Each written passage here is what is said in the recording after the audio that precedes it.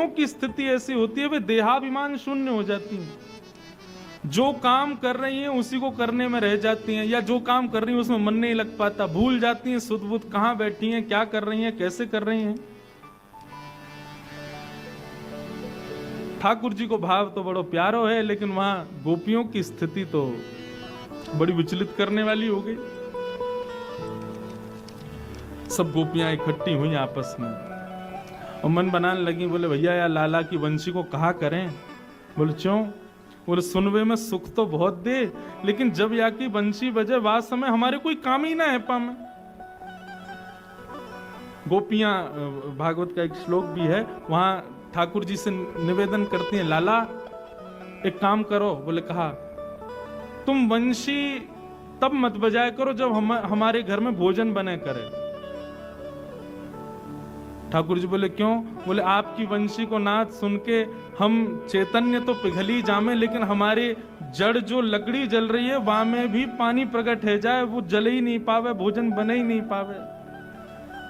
ठाकुर जी बोले अब या को कहा निधान करें, हमें कैसे पता चले तुम्हारे घर में कब भोजन बनना है।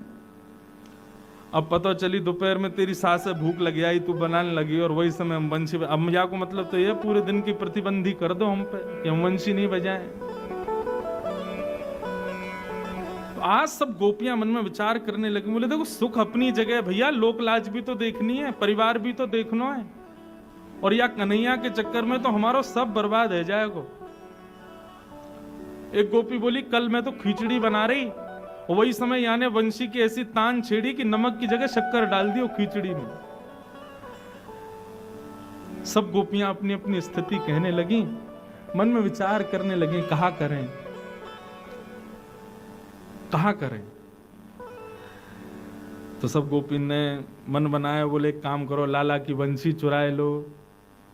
लाला की बंसी चुरा लेंगे तो बजा ही नहीं पावेगो, बजा नहीं पावेगो तो फिर हमारे काम धंधे हुए जाए करेंगे। और तो सुनो वहां में एक फायदा और रहेगा, जब सुनवे को मन करे ना तब दे दे करेंगे ले लाला, और फिर आगे बाद जब हमें काम करने होंगे फिर कोई गोपी भेज के फिर चुरा लेंगे। गोपियां सब ये चर्चा कर रही थी, तभी वहां से ठाकुर जी का एक सखा गुजर रहा था जिसका नाम है मधुमंगल। तो मधुमंगल तो ठाकुर जी की सीआईडी फोर्स है, वहां को काम ही यही है कि कहां क्या योजना बन रही है वो योजनाएं सुनना और जाके ठाकुर जी को बताना। अच्छा, मधुमंगल जो ठाकुर जी से बहुत बड़ा है उम्र में, लेकिन ठाकुर जी के संग ऐसे रहता है जैसे संग कोई बालक है का। तो मधुमंगल एक वृक्ष के पीछे खड़े होकर सुनना था, सब गोपियां कह रही हैं कि लाला की बंसी चुराओ। मधुमंगल बोलो सुन लई मैंने, सबरी बात सुन लई। गोपी बोली अरे ये कहा भयो, याने कहां थे सुन लई? अरे कांडे कहां थे आगो तू? बोले अरे हम तो अंतर्यामी के संग रहे, तो हम अंतर्यामी है, जब चाहे जहां चाहे वहां पहुंच जामे, और जा से हमारे लाला को खतरा वास है तो हमको बहुत ज्यादा ध्यान रखना पड़े। तुम सब गोपी कब कहा कैसे कहा कर दो, या हमारे मुंह को बड़ो ध्यान रखना पड़े।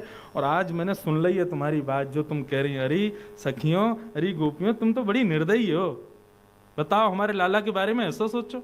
सब गोपी बोली कहा सुनो तेने? बोले मैंने सब सुन लियो कि तुम लोग कह रहे हैं कि हम लाला की बंसी चुराएंगी। सब गोपी चरण पकड़ने लगी, बोले तो पता चल गई है, अब ठाकुर जी से मत कहिए। बोले कहियो, अब्बा बंशी की जिम्मेवारी मेरी है, तुम चुरा के तो दिखाओ।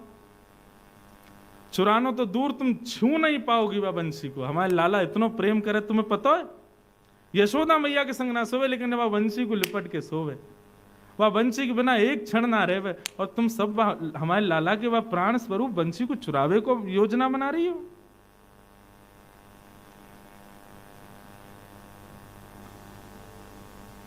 मैं रक्षा करूंगा, ना चुरा पाओगी बंशी।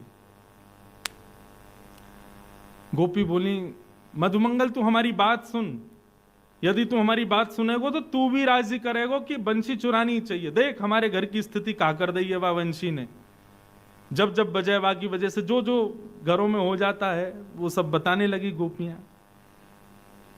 मधुमंगल बोले मेरे पास एक उपाय है, वंशी भी ना चोरी करनी पड़ेगी और तुम्हारे काम भी आ जाएंगे। गोपी बोली कहा करनो बता दे भैया, तेरे पाम पूजन, जल्दी बता। बोले एक रुई को खोआ लाओ। गोपी बोली अच्छा, फिर? बाकी 2 भाग करो। बोले अच्छा, फिर? बोले कानन में ठूस के 24 घंटा रहो, वंशी की ध्वनि जावेगी ना, तुम्हारे काम भी हो जाएंगे, लाला की वंशी बच जाएगी। अरे मधुमंगल कैसी बात करे, पूरे दिन कानन में रुई घुमा के घूमेंगे, डाल के घूमेंगे, कहा कहेंगे ब्रज के लोग, सब हंसी उड़ामेंगे। अरे या तो काम ना चलेगा, एक ही उपाय है, अब तो बंशी चुरानी ही पड़ेगी। मधुमंगल बोलो एक उपाय और है। गोपी बोली बता दे भैया, दूसरा उपाय बता। बोले एक लंबो कपड़ा लाओ। बोले अच्छा, वाकू मोहते लेके कान तक बांधो। बोले फिर? बोले फिर यमुना जी में कूद के मर जाओ, ना बचोगी तुम ना बचेगी ये बला। हाँ, कूद काट के खत्म करो। ऐसो मधुमंगल। गोपी बोली अरे हम कौन ते बात कर रही हैं। मधुमंगल बोलो भैया बंशी तो नहीं चुरा पाओगे, क्योंकि वह बंशी की जिम्मेवारी अब मैं ले लूंगा। मधुमंगल लौट के गए ठाकुर जी के पास। अरे लाला कहा कर रहे हो? बोले कछु ना भैया बैठा हूं। बोले लाला एक गुप्त खबर तो को देनी है। ठाकुर जी बोले कहा भयो? बोले कि ये बरसाने की गोपी ने सबन ने योजना बनाई है तेरी बंशी चुरावे की। बोले अरे कहा बात करे? बोले और नहीं तो सांची बताओ। बोले सांची कह रहा हूं लाला, या बंशी चुरावे को दोल नहीं है सबरी। यूं कहें लाला बंशी बजावे, हमारे घर में यूं है जाए त्यों है जाए, हमारे घर में तो कछु ना हुए। इन गोपीन के घर ही क्यों बिगड़े तेरी बंशी थे। ठाकुर जी बोले अब क्या करें? बोले अब कहा करें लाला, एक ही बात है, बंशी मुंह दे दे। मैं, तू तो नेक्सो सो बालक है, तू कहां लड़ेगा इन गोपीन ते? मैंने थोड़ा बड़ा हूं, मुस्टंड हूं, एक लड़ लूंगा इन तेला बंशी मुंह दे, या की रक्षा मैं करूंगा। ठाकुर जी बोले देख ले, प्राणन ते प्यारी है, दे तो रहूं तो। बोले तू चिंता मत करे, ला दे मुख। ठाकुर जी ने अपनी बंशी मधुमंगल को दे दी। अब मधुमंगल ने फेंट बांधी, फेंट में बंशी लगाई और गयो पेड़ के नीचे जाकर के बैठ गयो तपस्वी बन के। बोले कहा करेगा? बोले भजन करूंगो। लाला ने बता दे काय नाम को भजन करूं? बोले राम नाम को भजन कर भैया। बोले कहा बोलना? बोले हरे राम बोलियो। मधुमंगल पहुंच गयो, हरे राम, पीले राम, नीले राम भजन करन लगो ठाकुर जी को। ठाकुर जी को भजन कर रहा है। इतने में ही सब गोपियां वहां से निकल रही थीं। गोपी ने देखी महाराज तपस्वी बैठो है, और सबने देख ली फेंट में बंशी बंधी है ठाकुर जी की। सब गोपी ने घेर लियो मधुमंगल। अरे आज तो भजन कर रहे हो? बोले बिल्कुल परेशान मत करियो मुझको, नाम जप कर रहा हूं मैं, भजन कर रहा हूं। बोले अरे भजन में कब ते बैठे? सवेरे ते बैठे होंगे, थक गए होंगे, न हम आपको कछु खवाए दें पिवाए दें, न आपको भूख लगी होगी। सब गोपी ने अपने अपने माखन के मटका खोल खोल के सामने धर दिए। और माखन तो मतलब ठाकुर जी, और ठाकुर जी सखा बा के आगे तो फिर कछु नहीं, मुंह में पानी आ गो। सब गोपी बोली आओ हम अपने हाथन से आपको पवाए दें। मधुमंगल तो आनंद दे, भूल गो बंशी की रक्षा करनी है, मुंह खोल के बैठ गो, लाओ पवाओ। सब गोपी अपने घर घर के मक्खन ले में वाके मुंह में दें। अब जैसे ही मक्खन मुंह में जाए, नेत्र बंद करके मधुमंगल खूब आनंद में माखन को ले रहा है। इतने में 2-3 गोपी पीछे गई, पीछे ते जाकर के फेंटते बंसी निकारी और पीट पाट के मधुमंगल को भाग गई, ले गई बंसी। अब मधुमंगल रोतो रोतो गयो ठाकुर जी के पास। बोले लाला मेरी बंसी सुरक्षित है? वो लाला अब तो मैं कहा बताऊं, मैं ही सुरक्षित आ गो, यही बहुत बड़ी बात है।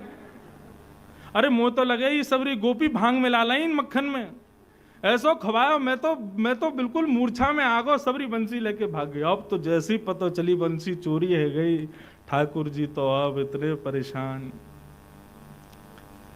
कहाँ गई होगी? बोले बरसाने की गोपी ले गई हैं, तो जरूर श्री जी को जाके दे दी होगी। अब तो लाला उन्हीं, वही तेरी रक्षा करेंगी, वही तो पे कृपा करेंगी। हमारे ठाकुर जी बरसाने पहुंचे। अच्छा, ये सब योजना गोपियों ने श्री जी के नेतृत्व में ही की थी। पहले श्री जी को जाके बताई थी, बोले भैया जादनाते ही बंशी ठाकुर जी की भजन लगी है। बोले लगे तो बहुत अच्छा है, लेकिन हमारे घर बार तो सब बिगड़ रहे हैं बैठे। श्री जी आप आज्ञा दो तो हम बा को चोरी कर लाएं। पहले तो श्री जी ने मना किया, लेकिन फिर ललिता विशाखा ने प्रलोभन दियो, बोले बंशी चोरी हो जाएगी तो वह बंशी को लेवे श्याम सुंदर आमेंगे। तो श्री जी को लगे अच्छा श्याम सुंदर यहाँ आमेंगे। बोले हाँ। अब तो दोनों ही एक दूसरे को देखवे के चकोर हैं। श्री जी ने भी आज्ञा दी कर लाओ चोरी। और महाराज सब गोपी चोरी करके वह वंशी को ले गए और ले जा करके रत्न जटित सिंहासन पर बैठी श्री जी उनको प्रदान कर दे। नेक देर में ही ठाकुर जी पधारे। मोह उतरो भयो है आंखन में मोटे मोटे बिंदु। श्री जी के चरणन में जाकर के निवेदन कर रहे हैं, हे श्यामाजू मेरी मुरलिया दे दो। अब इसी को इसका एक और विस्तार स्वरूप है इस लीला का, उसको राधा न्याय कहते हैं। श्री किशोरी जी से ठाकुर जी और गोपियां दोनों कटघरे में खड़े हो जाते हैं। किशोरी जी मुख्य बीच में बैठ करके न्याय करती हैं कि कौन सही है कौन गलत। ठाकुर जी ने जाके कही कि मेरी वंशी मुंह को दे दो। किशोरी जी बोली देखो श्याम सुंदर हमें आपकी वंशी से कोई बैर नहीं है, लेकिन इन गोपीन की बात सुनो, ये भी गलत नहीं है। सब गोपियों ने बताया, बोले जब ये बंशी बजा में हमारे घर में ऐसा ऐसा रह जाए, कोई पानी भरती रह जाए, कोई भोजन बनाती रह जाए, कोई सोती रह जाए, कोई मुस्कुराती रह जाए, कोई रोती रह जाए, ऐसी स्थिति या वंशी तो होगी तो कैसे चलेंगे काम। अब आप या को कोई निधान बताओ। ठाकुर जी बोले निधान का बताऊं, मैं वंशी पे आपको ही नाम गाऊं, मैं कोई साधारण वंशी तो बजाऊं ना।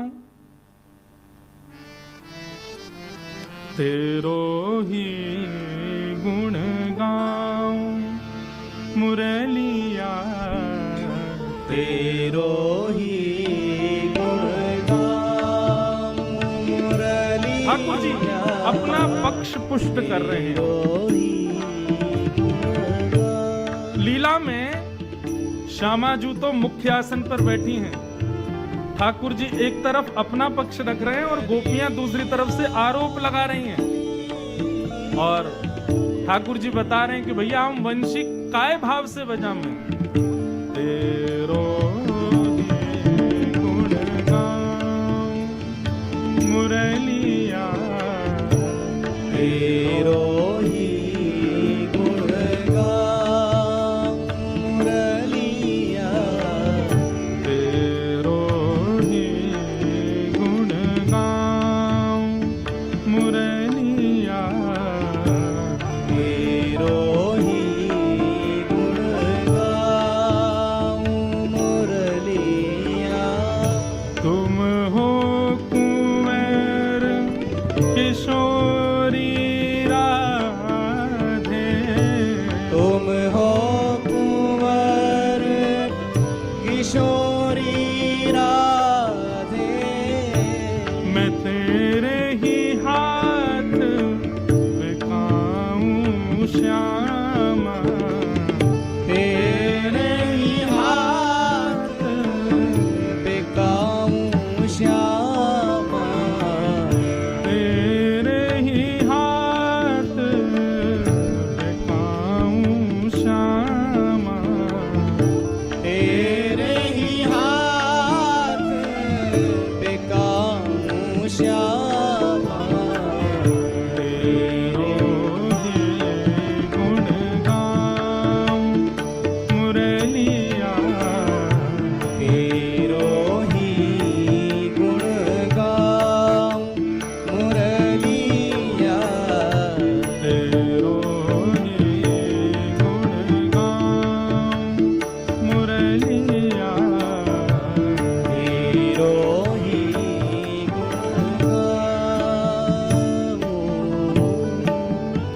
यह बिनती बलिहार सुनो तो, यह बिनती बलिहार सुनो तो, यह बिनती बलिहार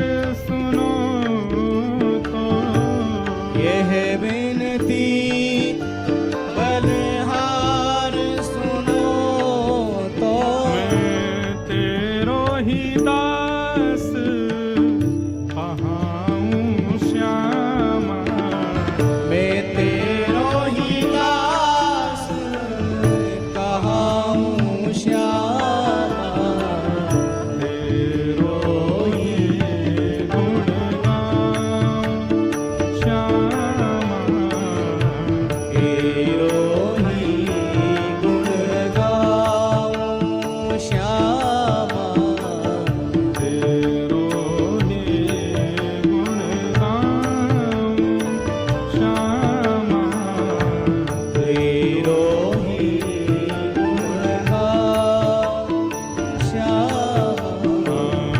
तेरो ही गुण गाऊं श्यामा,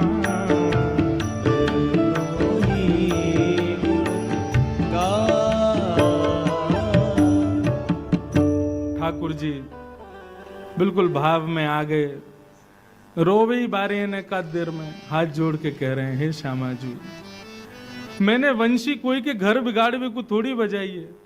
मुझे कहा पतो ये गोपी कब कहा कौन सी लीला कर रही है। मैं तो आपको जब स्मरण करूं, आपको याद करूं, तब वह वंशी को वादन करूं। वास्तव में इस लीला के पीछे एक भाव यह भी है कि भाई श्याम सुंदर के अधरामृत को पान सब गोपी करनो चाहे, लेकिन वो सुख केवल और केवल वह वंशी को ही मिले।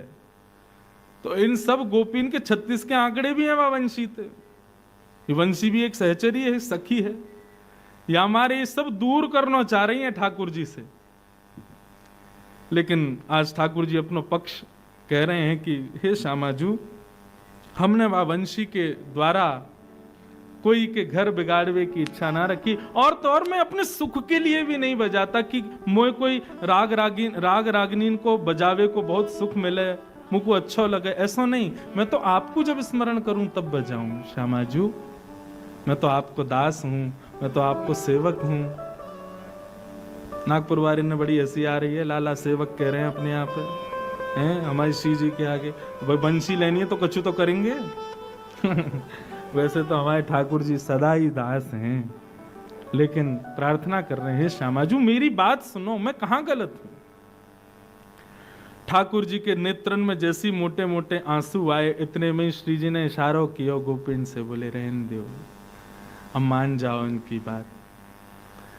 तब एक गोपी किशोरी जी से ऐसो के, अच्छा ठीक है, अब दया करके इनकी वंशी इनको दे दो, दया करके। ये कोई इस न्याय में जीत गए हैं या इनका पक्ष मजबूत है, इस बात से नहीं, दया करके इनकी वंशी दो। और श्री जी वैसे एक बात कहूं, वह वंशी को हमें रखना भी नहीं चाहिए। बोले क्यों, क्यों नहीं रखना चाहिए? युवती मन घन चोरनी दे हो अगते डार, याहे मिले पट चोर सो चोर चोर की यार। बोले ये जो वंशी है ना, हमें कहीं से पता चलिए ये भी श्याम सुंदर ने चोरी करके अपनाई है, तो यह भी चोर हैं और ये वंशी भी तो वैरणी चोरनी है। बोले क्यों, ये हमारे चित्त को चुरावे? ये भी चोर हैं और वो भी चोर हैं, ये चोर चोर एक दूसरे के यार हैं। यह में पट चोर सो चोर चोर की यार, यह चोरन सरदारनी यह चोरन सिरमोर। हे श्यामाजू, ये वंशी चोरन की सरदारनी है और ये जो सामने खड़ो का है इतनो सीधो सो बन के, ये चोरन को सरदार है। इन दोनों की जोड़ी बनी भई है श्यामाजू। प्रेमानंद सराहनी बनी रहे यह चोर। हे श्यामाजू, हमने सुनी है जैसो रखो संग वैसो है जाए मन। अगर हमने या वंशी को ज्यादा समय अपने पास रखो तो हम बरसाने वाले आपकी सहचरियां, आप हम सब बड़े पवित्र हैं। या चोर की या चोरी भई वंशी को, ये चोरनी को यदि हमने अपने पास रखो तो कहीं आके अवगुण हमें नहीं आ जाए, या हमारे दया करके या वंशी को इनको ही दे दो। या कुछ ज्यादा समय संग नहीं रखना चाहिए, नहीं तो कहा पतो वाकई अवगुण हमारे भीतर आ गए तो। तब ठाकुर जी, तब उन गोपिन के भाव सुनकर के श्री जी ने न्याय में जीते नहीं है, दया करके वंशी को ठाकुर जी को प्रदान किया। अच्छा लो रखो अपने पास। जैसे ही ठाकुर जी के हाथ में वंशी आई, ठाकुर जी के तो तेवर ही बदल गए, आंखन के ढंग बदल गए, चेहरे को रंग बदल गए। बोले एरी गोपी काके रही, ये चोर नहीं है, मैं चोर हूं, ले रुक अभी बताऊं। इतने में ही ठाकुर जी ने दर पर रखी वंशी और जैसे ही नाद किया, सबरी गोपी वहीं मूर्छित होकर गिर गई। और श्यामा श्याम की अद्भुत लीला का ये मधुर भाव प्रकट हुआ। ऐसे हमारे ठाकुर जी की मधुर लीलाएं ब्रज में प्रधानता रूप से रहती रहे। ऐसी वंशी के सुंदर भाव हैं। तो ठाकुर जी वंशी काय भाव से बजावे, किशोरी जी को स्मरण करें तब वंशी बजावे। हमारे बिहारी जी तो साल भर में एक ही बार वंशी धारण करें हाथ में। क्यों? क्योंकि वहां पे बिहारी जी की सेवा किशोरी जी को याद करने की नहीं है, जितने दर्शनार्थी आ रहे हैं उन पर कृपा करके उनको दर्शन देने की है। इसलिए साल भर वंशी को अलग ही रखा जाता है। कहीं पूरे साल वंशी बजाई तो लाखों लोग वृंदावन आते हैं, तो बेचारे कहाँ जाएंगे, क्योंकि बिहारी जी तो फिर अपने भाव में आ जाएंगे। या हमारे साल में एक ही बार वंशी हमारे ठाकुर जी धारण करें। और हमारे लाल जी भी जब आरती होवे तभी वंशी को धारण करें। वंशी धारण करते ही मतलब अब स्मृति, अब श्री जी स्मरण में कृष्ण है, अब इनकी आरती उतारो, तब उनको भाव लियो। ऐसे भाव हमारे ब्रज के हैं। एक सुंदर भाव हमारे हरिदासियों का है।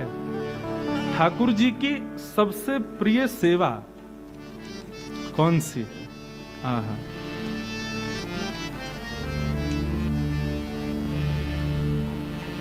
बहुत सुंदर भाव है। अभी तक हम लोग ये रोज कुंज निकुंज निभृत निकुंज की लीलाएं हम सुनते हैं। अब चलें निभृत निकुंज में। अभी निभृत निकुंज की जो स्थिति है ये सबके स्थिति में आने वाली नहीं है, लेकिन यदि आ जाए तो परम सुखकारी है। ठाकुर जी और श्यामा जू निरंतर गोलोक धाम में भी लीला करते हैं। सदा उनकी गोलोक में लीला होती है। तो ब्रज में हम आप सब पर कृपा करने के लिए उसी गोलोक धाम का सबसे सौंदर्य पूर्ण जो रूप है वृंदावन, उसको ठाकुर जी ने पृथ्वी पर प्रकट किया। तो एक दिन अष्टदल कमल के सुंदर सेज पर श्री किशोरी जी सोई हैं और श्री ललिता जी किशोरी जी के चरणों को अपनी गोद में रख करके बैठी हैं। और उसी समय ठाकुर जी ला है, इसको आप आंख खोल के सुने ही नहीं पाओगे। यहाँ तो नेत्र बंद करने पड़ेंगे, विचार करना पड़ेगा, ध्यान धरना पड़ेगा, कैसो भाव कैसो रूप। और जो नित्य निभृत निकुंज की उपासना के आदि हैं उनके लिए तो ये अत्यंत मधुर लीला है। इसलिए बहुत भाव से सुनिएगा। चपात चपुरत सेज पर बिहारिने दास मुख मोन, थोड़ी सो एड़ी लगी यह सुख समुझत है कौन। ये हमारे नाथ की निभृत लीला पान। अब इस भाव साम्राज्य का दर्शन करो। चपात चुपरत सेज पर बिहारिन दास मुख मौन, थोड़ी सो एड़ी लगी यह सुख समझत कौन। श्री जी अष्टदल कमल के सेज पर सोए हैं और श्री ललिता जी अपनी गोद में किशोरी जी के चरणों को लेकर के बैठी हैं। तभी वहां श्याम सुंदर का आगमन हुआ। जैसे ही ठाकुर जी पधारे तो बाहर खड़ी सखियों ने ठाकुर जी को रोका। बोले श्री जी शयन कर रही हैं। तो बोले तो का ये अपनी पाजेब उतार के जाओ। इनकी छम छम छम आवाज करते भाई भीतर जाओगे, कहीं श्री जी को विक्षेप है कि वो उठ गई तो। सो ठाकुर जी बाहर ही बैठ के अपनी पाजेब उतार रहे हैं और जो भी ध्वनि करने वाले श्रृंगार हैं उन सबको उतार करके अचक अचक करके भीतर प्रवेश कर रहे हैं। तभी देखिए अष्टदल कमल की सेज पर रूप लावण्य प्रकट हो रहा है श्री जी का। सब सखियां इस प्रकार इस भांति वहां खड़ी हैं, मानो कोई है ही नहीं वहां पर। श्री जी शयन कर रही हैं और श्री ललिता जी गोद में ठाकुर किशोरी जी के चरण लेकर के बैठी हैं। तभी ठाकुर जी वहां पहुंचे और पहुंच के बोले, हे ललिता जी, ये जो सेवा आप कर रही हो ये हमें दे दो, हमें बैठन दो किशोरी जी के चरणन में। ललिता जी बोली, इतनी जोर से क्यों बोल रहे हो, धीरे धीरे बोलो ना, नीचे बैठ जाओ, चुपचाप बैठो और इशारे में ही बात करो, आप इतनी तीव्रता से मत बोलो। ठाकुर जी बोले, इतने धीरे बोलने से कहा श्रम होगा, श्री जी उठ जाएंगे। बोले, श्री जी उठेंगी ये तो बहुत दूर की बात है, आप बोल रहे हो तो आपके मुख से निकलने वाली उष्णता श्री जी के चरण को स्पर्श करेगी तो हमारी श्री जी को श्रम है जाएगा। और तभी ललिता जी ने दिखाया कि श्री जी का वह भाग जहां ललिता जी और ठाकुर जी बैठे थे आपस में चर्चा कर रहे थे, उतने भाग में हल्की सी लालिमा प्रकट हो गई उष्णता की वजह से। ठाकुर जी ने जब उस लालिमा को देखा तो ठाकुर जी कहने लगे, बोले तो फिर ये सेवा तो हम कभी नहीं कर पाएंगे। क्यों? बोले, हमारे मुख की उष्णता श्री जी को जब लग सकती है तो हमारे हाथ तो बड़े कठोर हैं, इनसे हम सेवा कैसे करें ठाकुर जी श्री जी की। ललिता जी बोली, तो विचार करो कैसे करोगे, सेवा करनी है तो करनी तो पड़ेगी, लेकिन या को भान रखना पड़ेगा कि श्री जी को श्रम नहीं हो। तो यहां पर कितनी सुंदर बात कह रहे हैं, थोड़ी सो एड़ी लगी यह सुख समझत कौन। ये हमारे वृंदावन का वो रस भाव है जिसमें सबको प्रवेश नहीं है। थोड़ी से एड़ी लगी, किशोरी जी की एड़ी लग रही है ठाकुर जी की थोड़ी से। कैसे लग रही है? तो ठाकुर जी किशोरी जी के चरणन की सेवा करना चाहें, लेकिन कैसे करें? हाथ से स्पर्श करेंगे तो श्रम है जाएगा। सो ठाकुर जी मन में विचार करने लगे, हमारे पूरे अंग में सबसे कोमल अंग कौन सा है? तो ठाकुर जी अपने एक एक अंग को स्पर्श करके देख रहे हैं, हाथन को देख रहे हैं, नासिका को देख रहे हैं, कानन को देख रहे हैं। यहां पे भी थोड़ी निष्ठुरता तो है। सब ठाकुर जी को लग रहे हैं कि सब श्रम कराएंगी, तभी ठाकुर जी सब जगह स्पर्श करते हुए अपने गालन को स्पर्श करें। हाँ, ये थोड़े कोमल हैं। यदि ललिता जी आप आज्ञा दो तो मैं अपने गालन से श्री जी के चरण दबाऊं। तब ललिता जी आज्ञा देती हैं और श्याम सुंदर अपने गालों से श्री जी के चरण दबा रहे हैं। और जब अपने गालों से श्री जी के चरण दबा रहे हैं तब श्री जी की एड़ी ठाकुर जी की ठोड़ी का स्पर्श कर रही है। और इस भाव साम्राज्य का स्मरण करके भगवत रसिक जी महाभाव दशा में प्रवेश कर रहे हैं। हमारे श्याम सुंदर ऐसे ठाकुर जी किशोरी जी के चरणों में पलोटते हैं। ये गाना बहुत आसान है। देखो दरो वह कुंज कुटीर में परो पलोटत राधिका पायन, लेकिन कैसे? ऐसे। हमारी श्री जी इतनी नाजुक हैं, इतनी सुकोमला हैं कि ठाकुर जी अपने हाथन से भी चरण दबावे में घबरा में, अपने गालन से किशोरी जी के चरण दबा में। हमने बहुत चित्र देखे हैं, लेकिन ऐसा चित्र ना देखो जहां ठाकुर जी अपने गाल से किशोरी जी के चरणन को स्पर्श कर रहे हो। और चित्र भी ऐसा होना चाहिए कि थोड़ी किशोरी जी ठाकुर जी की थोड़ी किशोरी जी की एड़ी से स्पर्श करे। ऐसे भाव साम्राज्य में ठाकुर जी किशोरी जी की सेवा कर रहे हैं और सब सखियां देख देख करके अति आनंदित हो रही हैं। तभी श्री जी के जैसे नेत्र खुले, तभी कहा, देखो ठाकुर जी धीरे से अचक से किशोरी जी के चरण पकड़ करके अपने गालन से किशोरी जी के चरणन को दबा रहे हैं। किशोरी जी रोकन लगी ठाकुर जी, अरे अरे श्याम सुंदर ये कहा कर रहे हैं। तब ललिता विशाखा आदि सब सखियां सब आनंदित हो गईं और सब गान लगी। कल लाल जी के विवाह उत्सव में भी ये पद गायो, आज पुनः वह भाव को गाएं। सब सखियां गा रही हैं, ठाकुर जी किशोरी जी के चरणन में बैठ रहे हैं। किशोरी संकोच कर रही हैं, लाल जी कहा कर रहे हो? सब सखी कह रही हैं, अरे करण दो। बोले क्यों? प्यारी को खिलौना गिर धरला, प्यारी को खिलौना गिर धरला, प्यारी को खिलौना गिर धरला, प्यारी को खिलौना गिर धरला, आओ प्यारी को खिलौना गिर धरला, प्यारी को खिलौना गिर धरला, नाना रूप रंग रति अंग अंग, नाना रूप रंग रति अंग अंग, नाना रूप रंग रति अंग अंग, नाना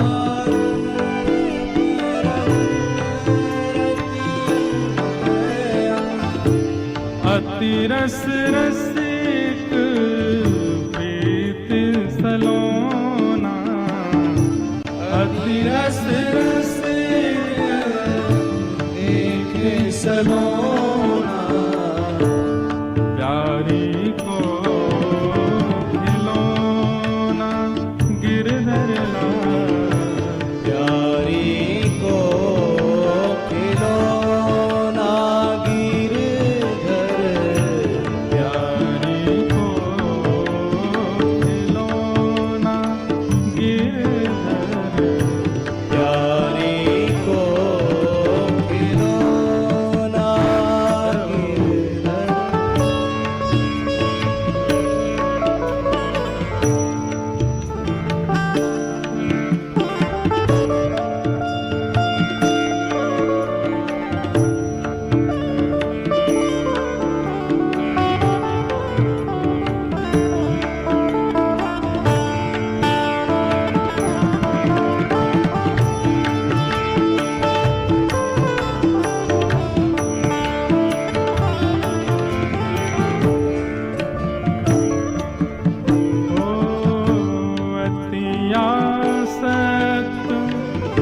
रहत जू छबीली, अति आसक्त रहत जू छबीली, अति आसक्त रहत जू छबीली, अति